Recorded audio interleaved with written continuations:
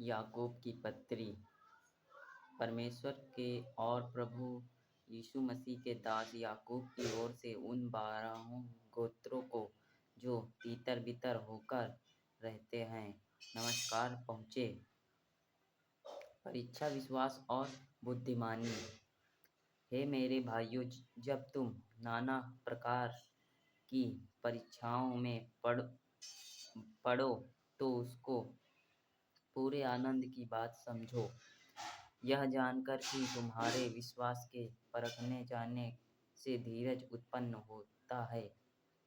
पर धीरज को अपना पूरा काम करने दो कि तुम पूरे और सिद्ध हो जाओ और तुममें किसी बात की घटी न रहे।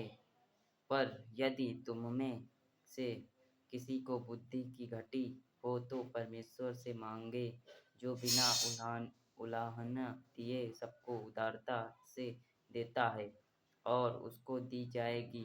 पर विश्वास से मांगे और कुछ संदेह न करें, क्योंकि संदेह करने वाला समुद्र की लहर के समान है, जो हवा से बहती और उछलती है। ऐसा मनुष्य यह न समझे कि मुझे प्रभु से कुछ मिलेगा। वह व्यक्ति दुचित्ता है और अपनी सारी बातों में चंचल है। गरीबी और अमीरी, दीन भाई और ऊंचे पद पर घमंड करें, और धनवान अपनी नीच दशा पर, क्योंकि वह घास के फूल की नाई जाता रहेगा। क्योंकि सूर्य उदय होते ही कड़ी धूप पड़ती है और घास को सूखा देती है और उसका फूल झड़ जाता है और उसकी शोभा जाती रहती है। उसी प्रकार धनवान भी अपने मार्ग पर चलते चलते धूल में मिल जाएगा। परीक्षा एवं प्रलोभन। धन्य है वह मनुष्य जो परीक्षा में स्थिर रहता है, क्योंकि वह खरा निकलकर जीवन का वह मुकुट पाएगा जिसकी प्रतिज्ञा प्रभु ने अपने प्रेम करने वालों को दी है। जब किसी की परीक्षा हो तो वह यह ना कहे कि मेरी परीक्षा परमेश्वर की ओर से होती है, क्योंकि ना तो बुरी बातों से परमेश्वर की परीक्षा हो सकती है और ना वह किसी की परीक्षा आप करता है, परंतु प्रत्येक व्यक्ति अपनी ही अभिलाषा से खींचकर और फांसकर परीक्षा में पड़ता है। फिर अभिलाषा गर्भवती होकर पाप को जानती है और पाप जब बढ़ जाता है तो मृत्यु को उत्पन्न करता है। हे मेरे प्रिय भाइयों, धोखा न खाओ, क्योंकि हर एक अच्छा वरदान और हर एक उत्तम दान ऊपर ही से है और ज्योतियों के पिता की ओर से मिलता है, क्यों जिसमें ना तो कोई परिवर्तन हो सकता है और ना अदल-बदल के कारण उस पर छाया पड़ती है। उसने अपनी ही इच्छा से हमें सत्य के वचन के द्वारा उत्पन्न किया, ताकि हम उसकी सृष्टि की हुई वस्तुओं में से एक प्रकार के प्रथम फल हो।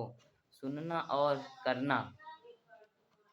हे मेरे प्रिय भाइयों, यह बात तुम जानते हो, इसलिए हर एक मनुष्य सुनने के लिए तत्पर और बोलने में धीरा और क्रोध में धीमा हो, क्योंकि मनुष्य का क्रोध परमेश्वर के धर्म का निर्वाह नहीं कर सकता।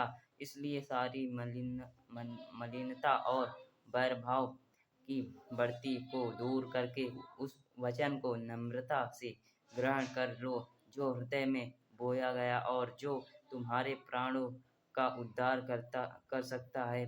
परंतु वचन पर चलने वाले बनो और केवल सुनने वाले ही नहीं, जो अपने आप को धोखा देते हैं, क्योंकि जो कोई वचन का सुनने वाला हो और उस पर चलने वाला ना हो तो वह उस मनुष्य के सामने है जो अपना स्वाभाविक मुंह दर्पण में देखता है, इसलिए कि वह अपने आप को देखकर चला जाता और तुरंत भूल जाता है कि मैं कैसा था। पर जो व्यक्ति स्वतंत्र की सिद्ध व्यवस्था पर ध्यान करता रहता है, वह अपने काम में इसलिए आशीष पाएगा की सुनकर भूलता नहीं पर वैसा ही काम करता है। यदि कोई अपने आप को भक्त समझे और अपनी जीभ पर लगाम न दे पर अपने हृदय को धोखा दे तो उसकी भक्ति व्यर्थ है। हमारे परमेश्वर और पिता के निकट शुद्ध और निर्मल भक्ति यह है कि अनाथों और विधवाओं के कलेश में उनकी सुधि ले और अपने पाप को संसार से निष्कलंक रखे। पक्षपात के विरुद्ध चेतावनी।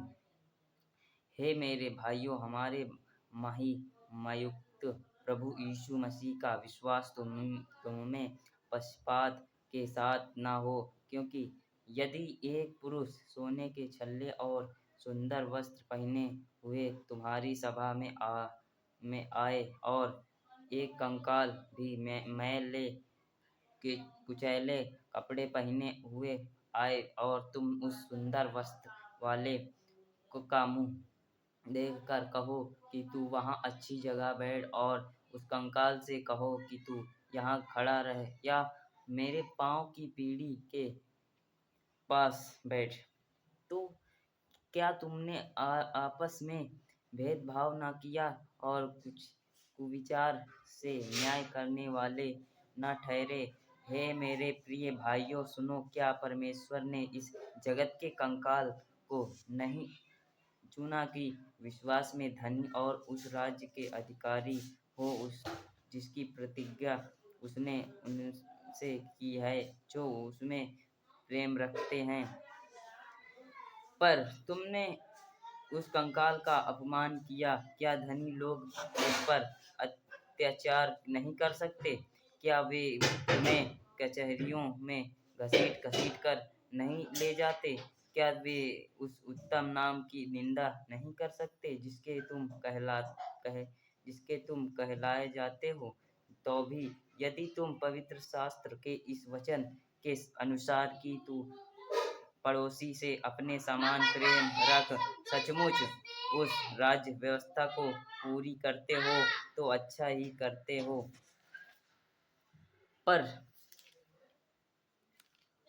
पर यदि तुम पश्चाताप करते हो तो पाप करते हो और व्यवस्था तुम्हें अपराधी ठहराती है, क्योंकि जो कोई सारी व्यवस्था का पालन करता है परंतु एक ही बात में चूक जाए तो वह सब बातों में दोषी ठहरा। इसलिए कि जिसने यह कहा कि तू व्यभिचारी न करना, उसी ने यह भी कहा कि तू हत्या न करना। इसलिए यदि तूने व्यभिचार तो नहीं किया पर हत्या भी, तो भी तू व्यवस्था का उल्लंघन करने वाला ठहरा। तुम उन लोगों की न्याय वचन बोलो और काम भी करो जिनका न्याय स्वतंत्रता की व्यवस्था के अनुसार होगा, क्योंकि जिसने दया नहीं की उसका न्याय बिना दया के होगा। दया न्याय पर जयवंत होती है। धन्यवाद जीसस, धन्यवाद। Thank you Jesus, thank you Jesus, thank you Jesus. जय मसीह की।